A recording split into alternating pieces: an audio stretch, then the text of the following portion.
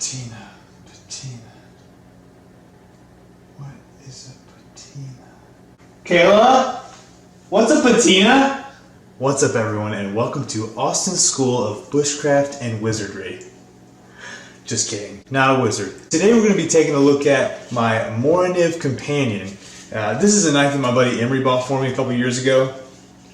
And tell you what, he bought me the carbon steel version. I don't know if you can see that. It says carbon right here.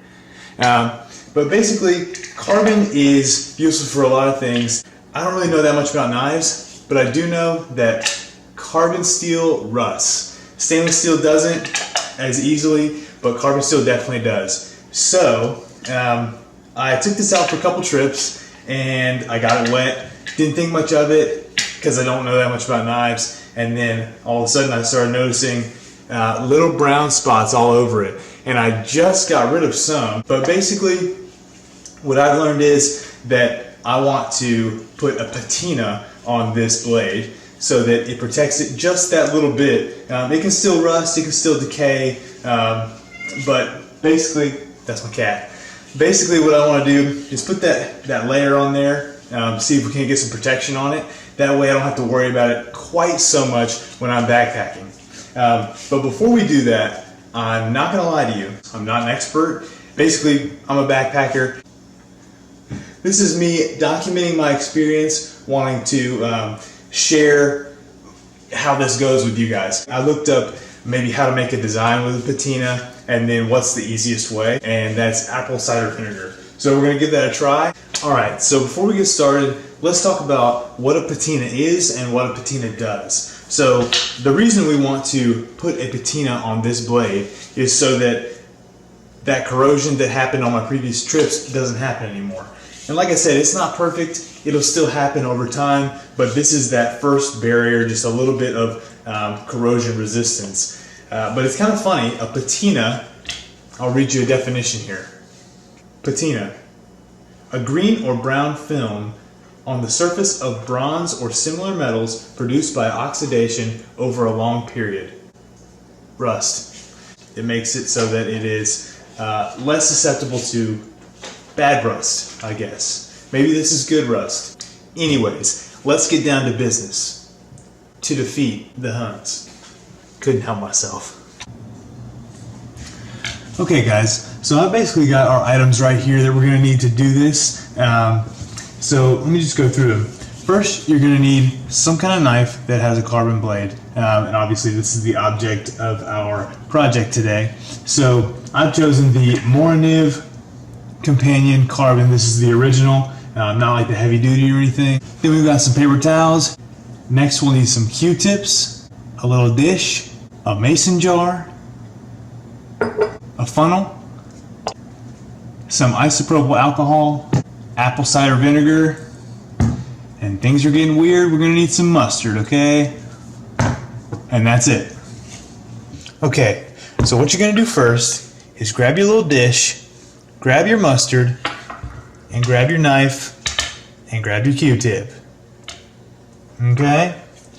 You're gonna, because this is fresh mustard, because I don't eat mustard, because that's nasty. We're gonna open it up. Oh gosh, ew.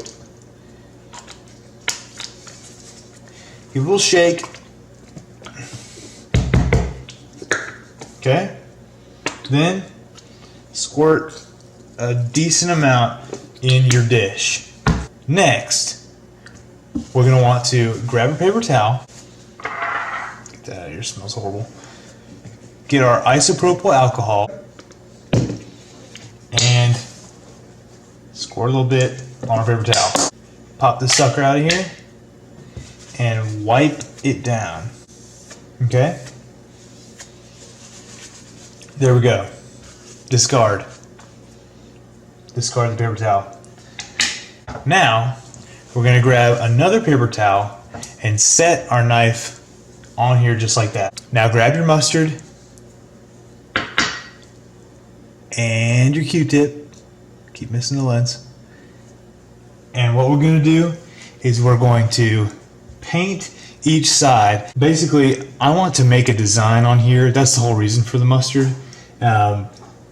you could do this with just apple cider vinegar, but I'm going to do mustard so that it makes streaks before I do the apple cider vinegar. So what we're going to do is we're going to take our mustard, just like this. We're going to paint it on. Basically just make a cool design. Then we're going to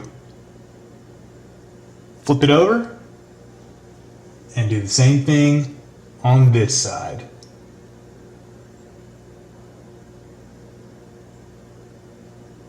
Okay, so now that we're done, let me just show you what we did. You see, I did not cover every inch of the blade because I want it to do its weird thing. I want it to be all splotchy.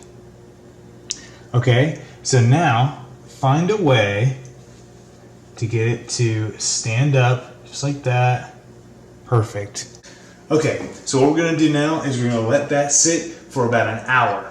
Then we're going to come back and do 2 rounds of the apple cider vinegar, but we'll talk about that when we get there. 1 hour later. Okay guys, so I waited about an hour, and as you can see, there is some blackness on the outside of the mustard. I don't know if this is because I hate the smell of mustard or because this oxidation process, but it's kind of like burning my eyes, and it smells really bad. But what I'm going to do is I'm going to just wipe it off there, just like this. Oh yeah, that looks sick. Oh, it smells horrible. Deplorable. Okay. So here is what it looks like after I put the mustard on there. Alright guys, so before we get started on the vinegar process, we're going to do the same thing we did earlier and just clean off the knife. Just wipe it a couple times, make sure you get every inch of it. As you can see, that looks super cool. And I'm hoping that I'm going to be able to see these lines after I do the vinegar. Okay, so what we're going to do now is go ahead, grab you a stove, pop that sucker on high, grab your apple cider vinegar. Remember, it just needs to be enough to fill up this bad boy.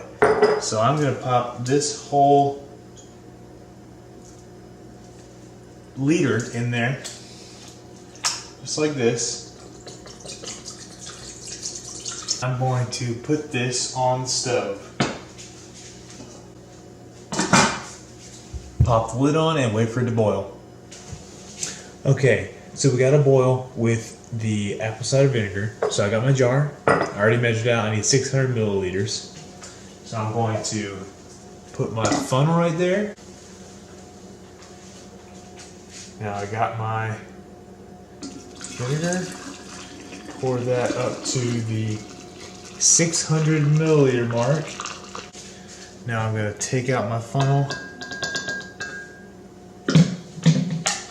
and pop this bad boy in there. There is already a process going on in there.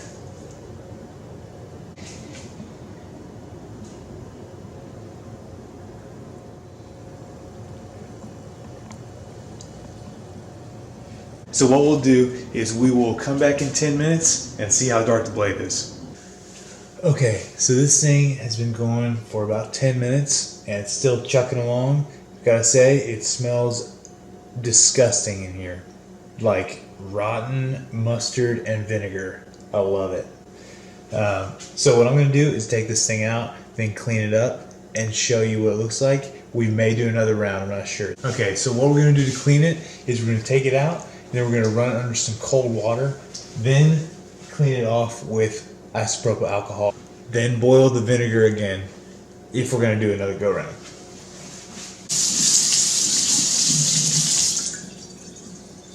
I'm going to dry it off. So some of that patina is going to come off on your rag. From what I understand, that is totally normal. Okay, so good news and bad news. Good news, The patina is definitely working. The bad news, it took off all of the mustard patina. I say we go darker.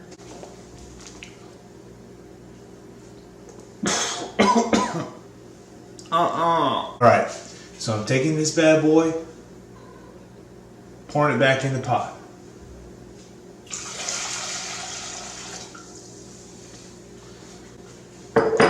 What I'm going to do now is boil that again, and we'll pop back in for another 10 minutes.